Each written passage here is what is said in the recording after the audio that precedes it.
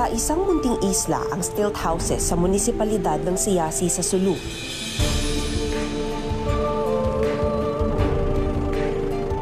Pangingisda ang karaniwang kabuhayan ng mga taga rito.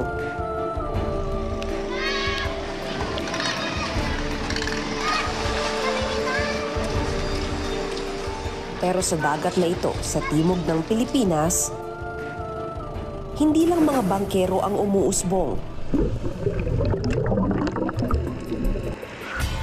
May 3 binatilyo na naghahanda para sa pinakamalaking kompetisyon ng kabataan nila.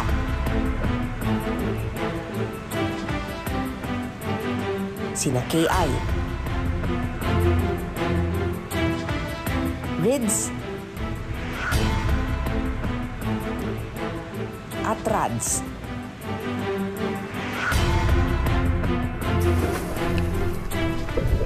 Sasabak sila sa paglangoy sa palarong pangbansa. Ang kanilang training ground, hindi swimming pool, kundi ang mismong dagat kung saan sila lumaki at nagkaisip.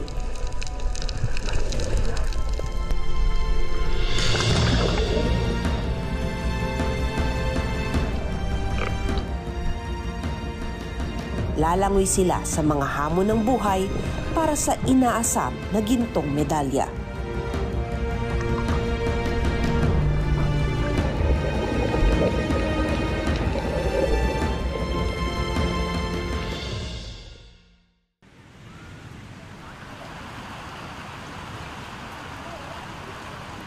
Alas 6 ng umaga sa Siyasi, Sulu nang dumating si Coach Alvin sa bahay ng isa sa mga swimmer niya, si KI. Nagkape muna sila bago ang training. Kahit umuulan, tuloy ang practice.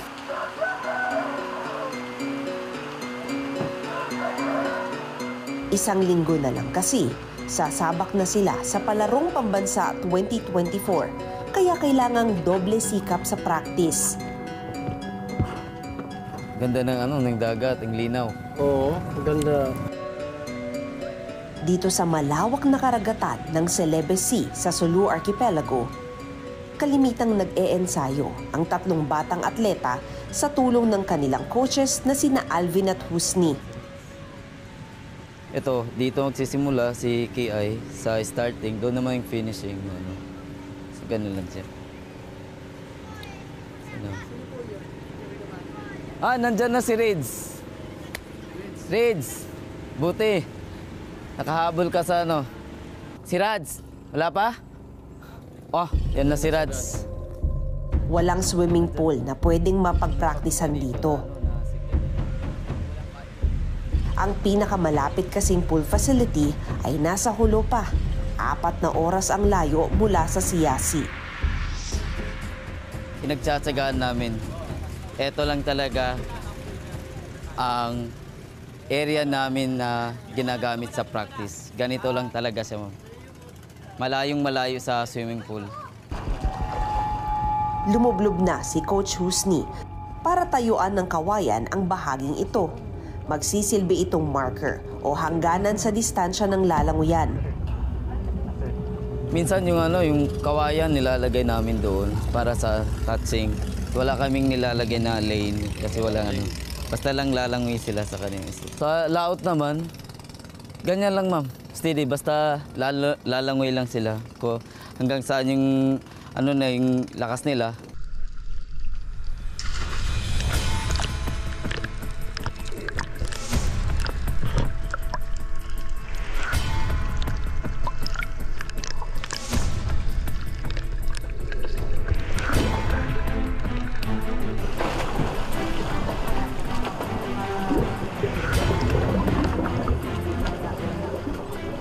Ang ilalim na haligi naman ng bahay na ito ang isa ring palatandaan nila bilang dulo ng lalanguyan. Bubbles, bubbles. Bubbles. Apply tayo. Ready? 1, 2, go!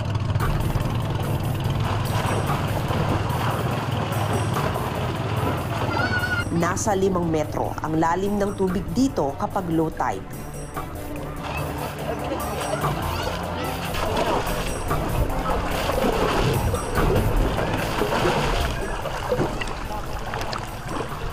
Oh, bubbles, bubbles! Magkaiba ang kalidad ng tubig sa dagat at swimming pool. Mabigat ang tubig sa swimming pool dahil sa chlorine, samantalang magaan sa dagat.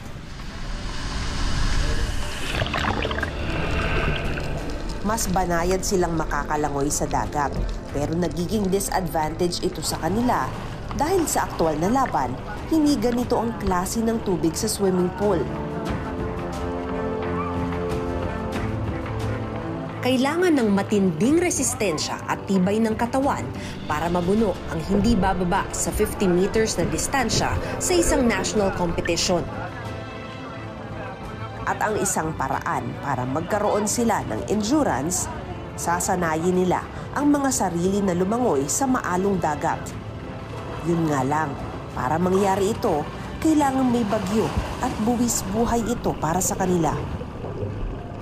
Yung current, so nasusubukan yung lakas nila.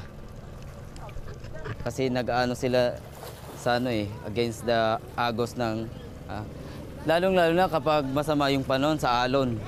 Doon, nasusubukan talaga yung lakas ng mga swimmers ko dito. Habang nagpa-practice ang mga bata, may isang kapitbahay na tahimik na nagmamasid. Siya si Madrigal Jauharon na nag-qualify sa SEA Games noong 2000. Pero hindi tumuloy dahil sa problemang pinansyal. Ayaw ng father ko. Nanginginain kasi maraming opportunity na hindi nag-grab. Anong ginagawa mo ngayon? Wala, tambay. Pwede ka sanang manalo, no? Pwede sana. Kasi ano yung breaking the Philippine record. Ilan ang record mo? 0.27 yung time record. 1, 2, 3. Pasa-pasa sa pamilya ang galing sa swimming dito sa Siasi.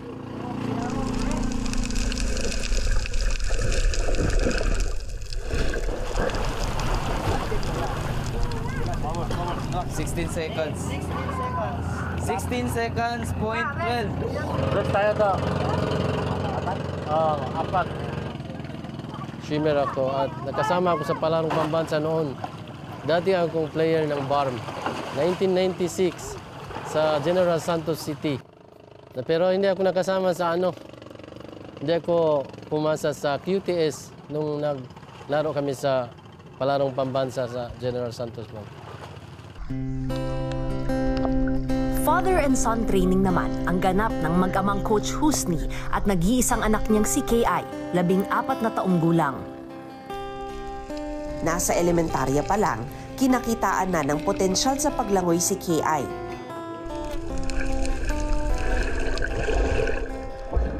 Ang mga medalyang ito, produkto ng pagkapanalo sa iba't ibang swimming competitions sa provincial at regional meets sa Jolo at Cotabato.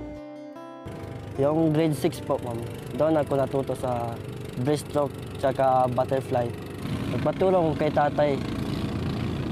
Sabi ko kay tatay, gusto ko lumakas ng swimming para matupad ko yung pangarap ko sa Olympic. Ito kay Rids Kimara. Panganay naman sa 8 magkakapatid si Rids, 15 taong gulang. Katulad ni KI, marami ring nakuhang medalya si Rids. Itong 7, gold, pati bronze silver. Yung 7 kay Rids Kimar, yung isa, yung kay Rodinal, yung 2 sa kay Jomar. Yung isda, araw-araw lumalangay. Yung bata pa mga 2 years old, marunong na lumangay. Dahil ang tatay ko swimmers, ganun, nagmana din.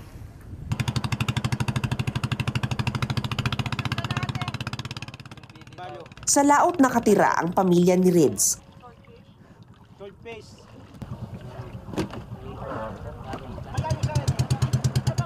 Pangingisda ang pinagkukuhanan ng kita ni Big Boy. Nakatulad ni Arzid, ang tatay naman ni Rads, pangingisda rin ng kabuhayan. Ang talento ni Rad sa swimming, nagagamit niya rin para tulungan ng tatay na mangisda. Pampito siya sa 9 na magkakapatid. Pumapalaot kami. Sana na rin po kami lumangoy. Kahit may damit po, ma'am. Minsan, tuwing pumapalaot si Rads, sinasabayan na rin nila ng practice.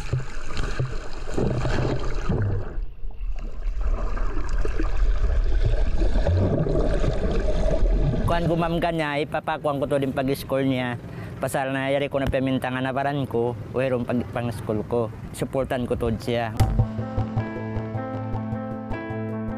Sa laot, napakalawak ng kanilang nilalangoyan. Pero malayo ito para maging regular na praktisan.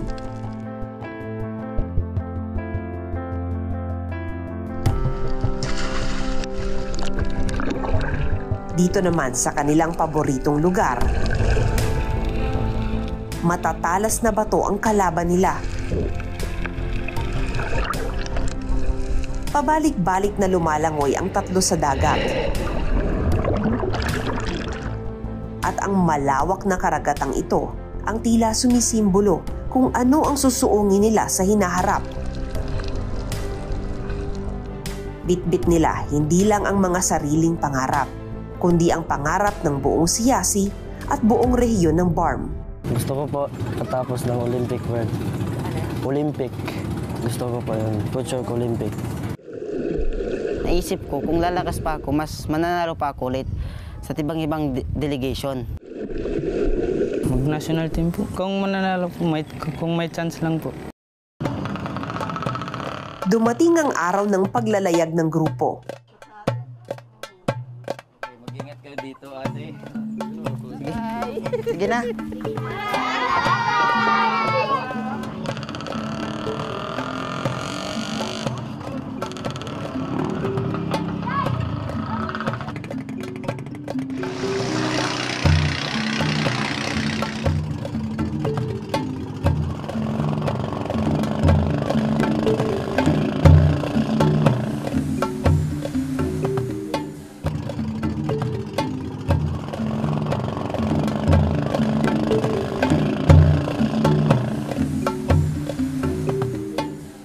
Hello po. Hi po. Ako po si Ma'am sa Eyewitness. Hi, Coach. Hello po.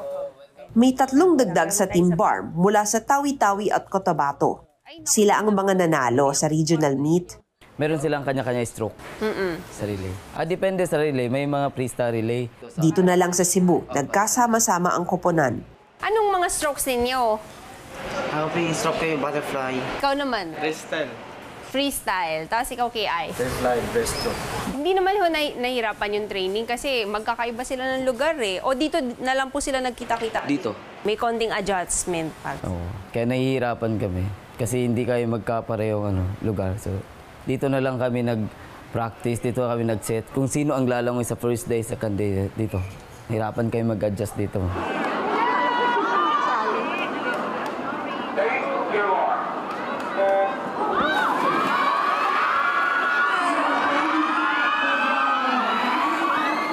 In 1948, itinatag ang palarong pangbansa kung saan naglalaban-laban ang mga pinakamagagaling na atleta ng elementarya at high school.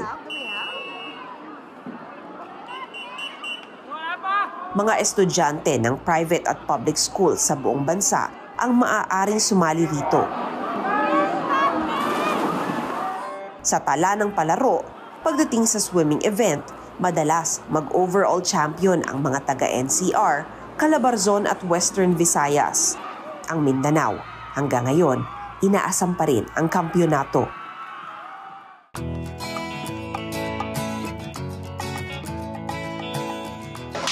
Pero pagdating sa mga talentadong manlalangoy, marami-rami rin daw ang magagaling mula sa Sulu, partikular sa Siyasi. O, ito, kilala niyo siya. Si Banana. Si Banana.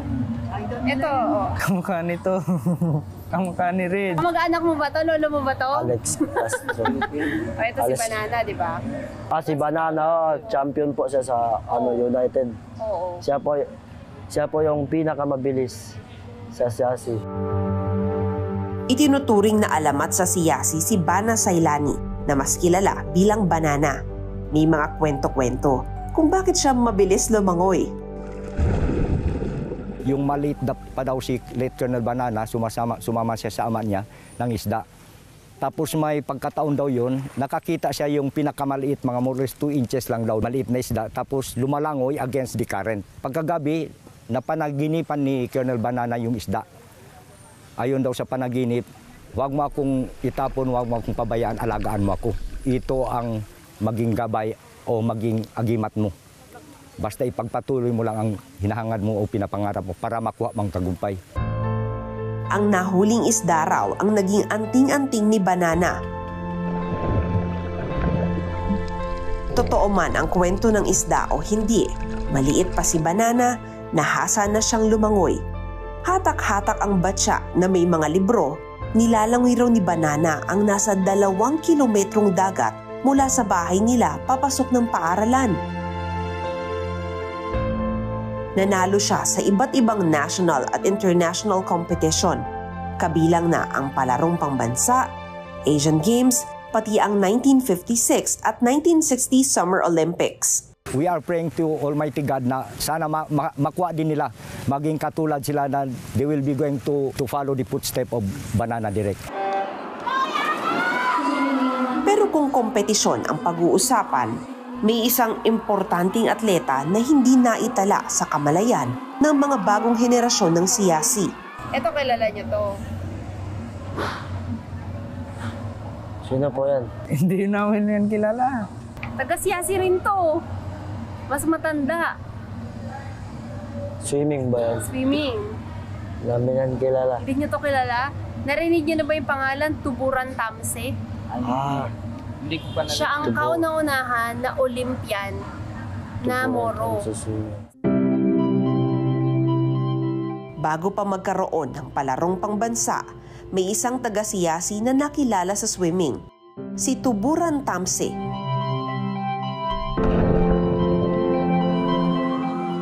Labimpitong taong gulang siya nang lumangoy ng 400-meter freestyle at 1,500-meter freestyle sa 1928 Amsterdam Olympics. Ito lamang ang natatanging artikulo na tungkol kay Tamse. Wala ring detalyadong impormasyon ukol sa mga kompetisyon na sinalihan at napanalunan niya. Nakalulungkot isipin na hindi kilala ng bagong henerasyon ang kauna-unahang tausug Olympian na naglagay sa munisipalidad ng siyasi sa mapa. Ang nilabanan niya, 400 meters, tsaka 1,500 meters free. Hindi niya na to kilala. So yung siyasi talaga, kilala siya na, na magaling sa swimming yung mga tao doon. Ngayon, bakit sa tingin ninyo hindi na masyado interesado yung mga bata? Hindi po sila mahilig maglangoy. Yung kahiligan nila, yung mga team, by team po. Yung mga basketball, tennis, table tennis, yon.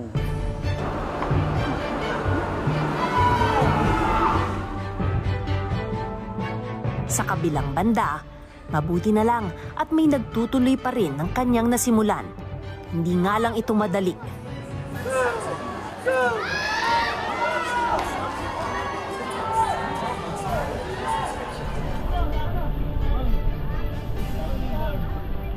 Sa simula pa lang ng kompetisyon, may problema na. Sobrang kaba ko. Iniisip ko, dagat yung kasanayan nila sa pagpapractice. Pero pagdating dito, talagang mag-a-adjust yun. Tataas yung time nila.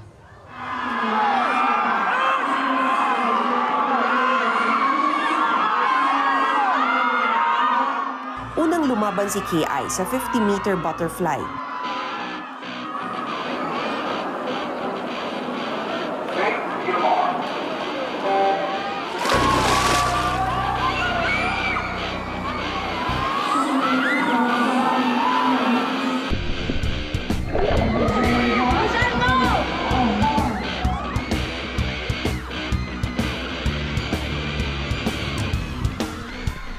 Sumasabay si KI sa lakas ng 4.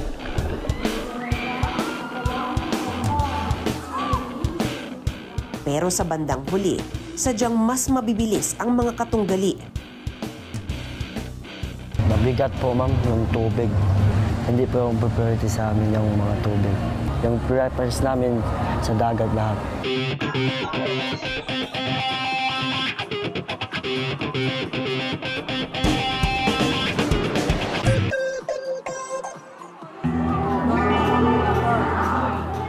Walang naiuwing medalya ang Team BARM sa unang araw ng kompetisyon.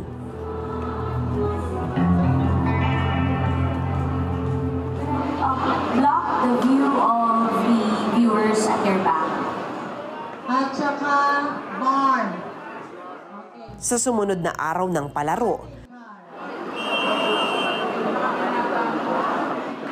determinado ang Team BARM na makabawi. Si Rids sasabak sa 100-meter butterfly.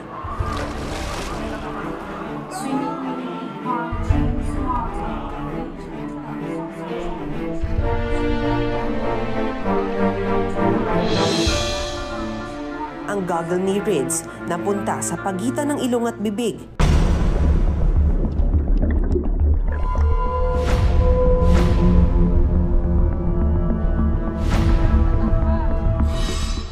Pero tuloy pa rin ito sa paglangoy.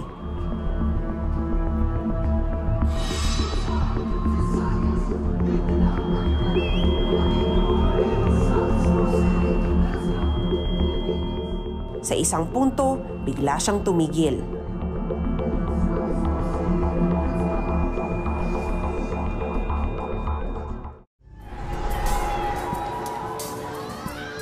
Ngayong taon, ilang swimming record ang nabasag sa palarong pambansa.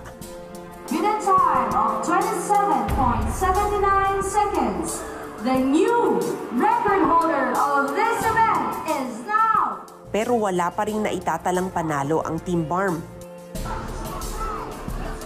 Sa laban ni Rids, sinikap niyang makahabol. Subalit, Tapos nakinto ako doon, di na ako makahinga sa goggles. Nanito ko na lang doon, parang iangat ulit yung goggles, parang lumakin ako doon, parang matuloy ko. Hindi na talagang kaya. Pag-dive mo pa lang ba natanggal na yung Oo, goggles? tanggal na yung goggles.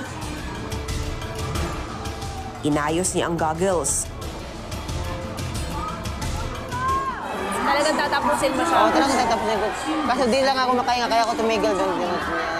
Ingat ko lang yun. May susunod ka pa bang laban? Wala na. Wala na.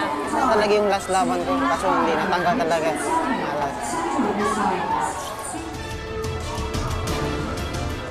Tinapos ni Rids ang laban kahit nahuli na siya. Pero pagkatapos itong nangyaring to, mas porsigido ka ba na sa susunod na taon, susali ka ulit? Oo, sinabi ko yun. Sa susunod, sabi ko, pag-aralan ko yung lahat, diving at saka turning, para hindi na matanggal yung goggles ko. Susunod na taon, next year. Pero para sa ibang atleta,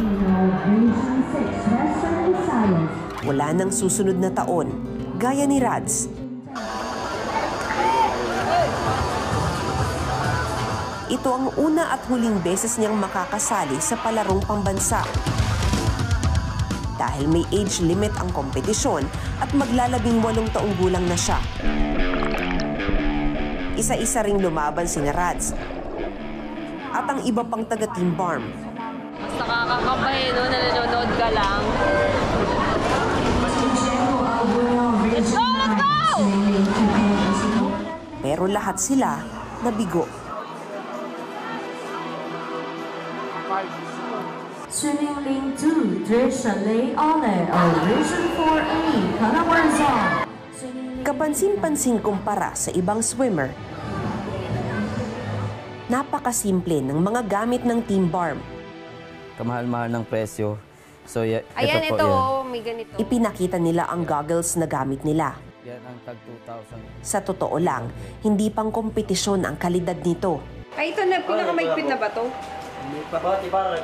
Hindi kasi yung adjust niya. Hindi siya magsasakto talaga sa ulo kasi hindi yung may nakalawit dito. Oh, naka-fix ang ano? Oo. Kailangan may adjustment. Yung iba nga may adjustment pa dito eh, di ba po, sa ilong, para sakto talaga sa mukha mo. Kasi pag nag-dive ka sa tubig, yung impact mo sa tubig, minsan gumagalaw siya pag hindi sakto sa mukha mo yung goggles. Natatanggal talaga. Kailangan may dalawang si adjustment. Ito Meron yung sa mahal. May ibinigay raw ang pamunuan ng BARM pero hindi nila ito nagamit sa practice, kaya itinabi na muna nila. Kung bibilhin kasi nila ito, aabot ito ng hindi bababa sa 2,000 piso kada piraso kapag magandang kalidad. Ito yung mahal. Merong binigay na BARM 5, kamahal-mahal ng presyo. So, Ayan, ito yan. may ganito. Yan. So, mas ma-adjust mo siya sa mukha. Yan ang tag 2,300. 2,000 pesos. Opo. Grabe. Sa Siyasi, bukod sa walang swimming pool, wala ring diving board na pinagpapraktisan ang mga swimmer. Ang mga training equipment gaya ng paddle at kickboard na basic na gamit ng swimmers, wala rin. At ito marahil ang isa sa pinakamalaking adjustment nila. Si KI ang pinakabatang miyembro ng koponan, sasabak muli. Lumaban sa 50-meter breaststroke si KI. Ito ang stroke na pinaka-eksperto siya. Sa pagkakataong ito, nakipagsabayan ng galing si KI sa 5 kalaban. Swimming 5 Team Zarun, Apolonio, of Bangsamoro, Autonomous Region in Luzon, Mindanao.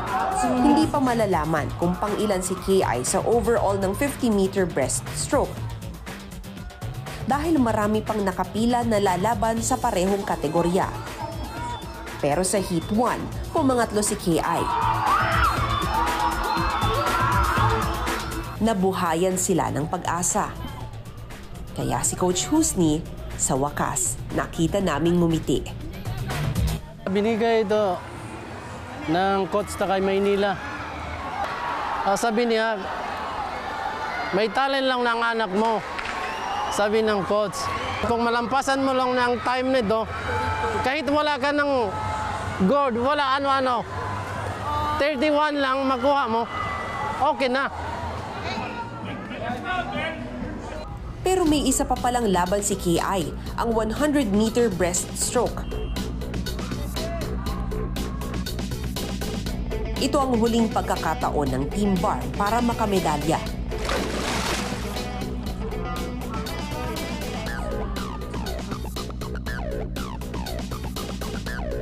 Pero kinapos na si KI.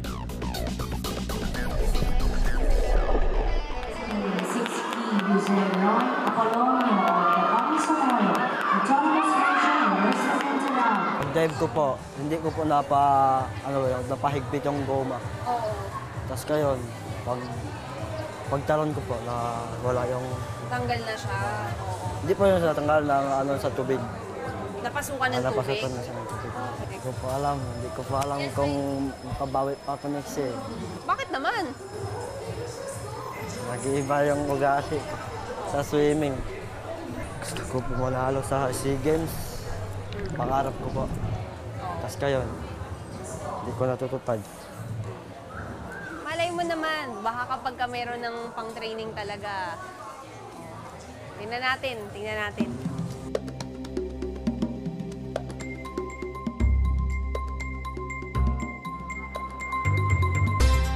Libre ang mangarap, pero ang masaklap na katotohanan, hindi libreng maabot ito.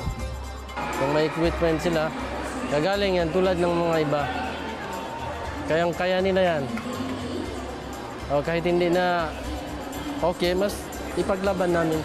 Lumalaban pa rin kami. Kahit ganyan na.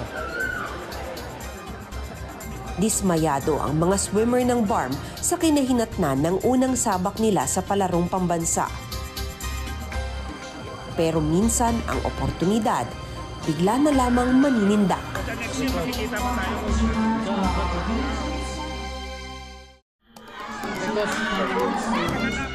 Walang napanalunang medalya ang Team Siyasi. Pero may dumating na biyaya. Isang coach mula sa Calabarzon team ang lumapit sa kanila at may dalang swimming gear. Lumaki rin sa hirap si Coach Hans, pero nakapagtapos at umasenso dahil sa swimming.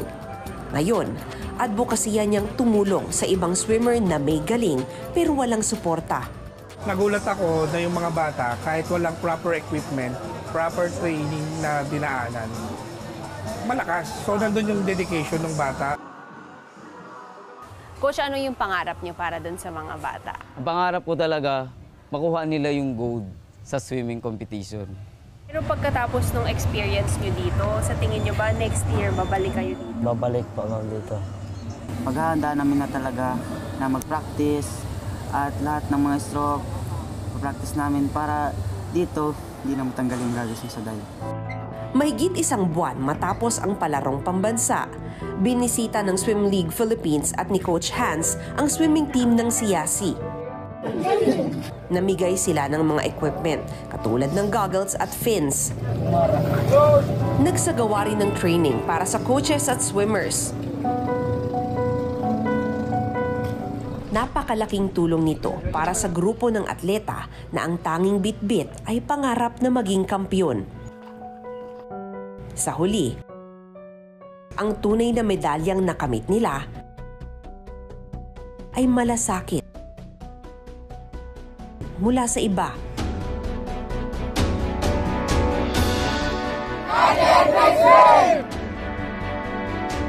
Kaya naman patuloy silang lalangoy para sa ginto.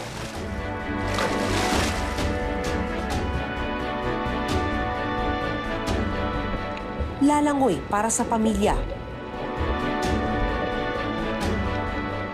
Lalangoy para sa CIASI.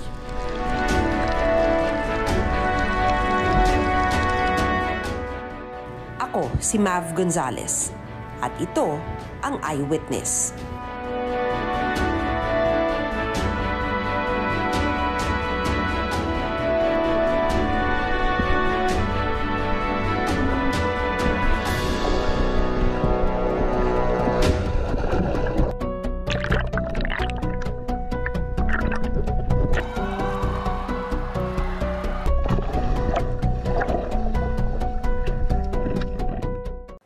Maraming salamat sa pagtutok sa Eyewitness mga kapuso. Anong masasabi niyo sa dokumentaryong ito? I-comment na yan at mag-subscribe sa GMA Public Affairs YouTube channel.